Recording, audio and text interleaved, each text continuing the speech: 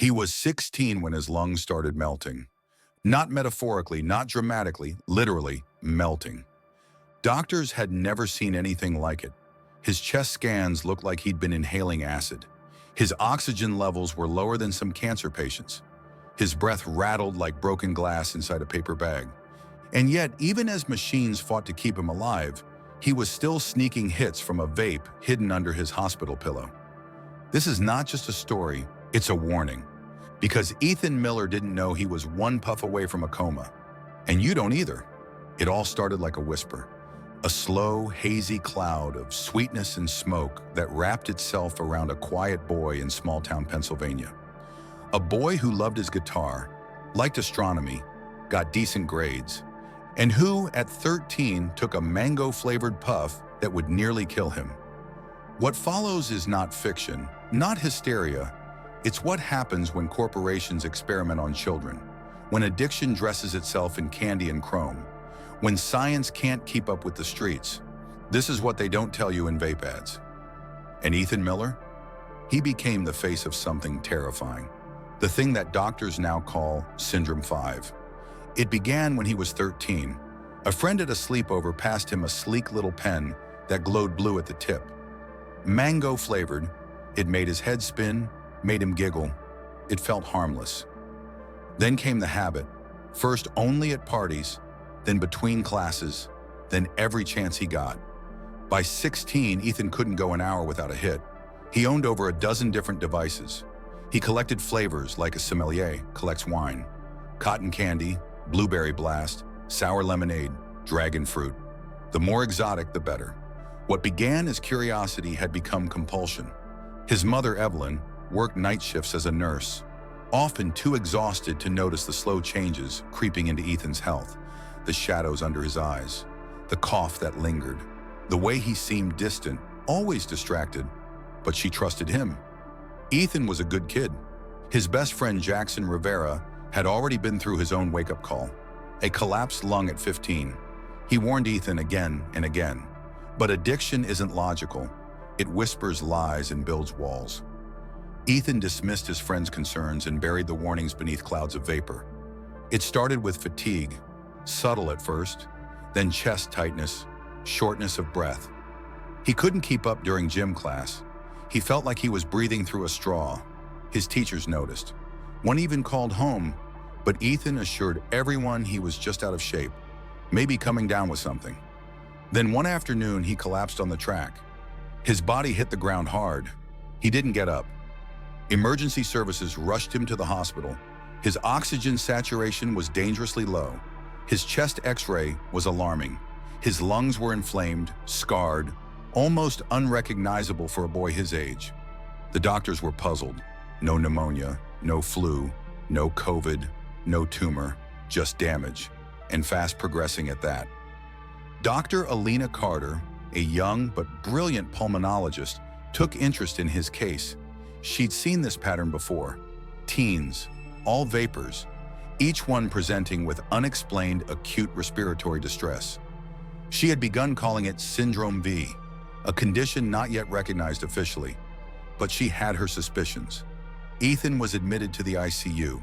Machines monitored every beat of his heart, every breath he struggled to take. Yet even as he lay in bed, tethered to tubes, he found moments, when the room was empty, to reach beneath his pillow and take another hit. A tiny concealable device, just one puff, just to calm the panic. His addiction was stronger than his survival instinct. Evelyn, torn between her role as a nurse and a mother, sat at his bedside night after night. She replayed every moment she might have missed. Every time she brushed off a cough, every locked bedroom door she didn't question. Meanwhile, Dr. Carter dug deeper. She sent Ethan's fluid samples to toxicology labs. She traced his vape products. Most were common brands, but one caught her eye. Vapor X Black. It wasn't sold in major stores. It came from a small local shop, Mr. Blythe's Vape Haven. Mr. Blythe's store was well known among teens. Friendly staff, no judgment, no strict ID checks. Dr. Carter decided to visit. On the surface, it looked like any other vape shop. Sleek counters, neon signs. But the back room held darker secrets. Unlabeled bottles, foreign packaging, handwritten invoices from unnamed distributors. One chemical stood out in the toxicology report: diacetylfluoromethylhexane, a synthetic compound banned in many countries. When heated, it decomposed into a volatile gas that caused permanent alveolar destruction, essentially turning lung tissue into brittle film. And this wasn't just in Ethan. Other cases began to surface. Quiet headlines, buried studies, hospitals reporting mysterious lung injuries. Dr. Carter wrote a paper. She contacted the CDC, but the process was slow, political, cautious. Ethan deteriorated. He lost over 20 pounds in 3 weeks. He could no longer speak. Every breath was a battle. One night, his lungs collapsed. He was intubated, put into a medically induced coma. The doctors prepared his mother for the worst. But Ethan wasn't done yet. After 11 days in the dark, Ethan opened his eyes, slowly, weakly. No one expected it. His lungs were still scarred, but they had stabilized. It was a fragile recovery. The news spread. A miracle, some said. But Dr. Carter didn't believe in miracles. She believed in science, and she believed Ethan's case was just the beginning. The FDA opened an investigation. Mr. Blythe was arrested. The vape shop was shut down. Evelyn went public with Ethan's story. A local news channel aired a special segment. Then a national outlet picked it up. Dr. Carter's paper on Syndrome Vape was published. It caused ripples in the medical world. New guidelines were suggested. Research funding was allocated. Jackson, deeply moved by Ethan's survival and haunted by how close they came to losing him, started an awareness campaign. Breathe True. He spoke at schools using Ethan's story as a warning. Ethan was discharged 3 months later. He required oxygen therapy. He walked slowly, spoke softly, but he was alive, and every breath he took was earned. The scariest part, people said, wasn't just what happened.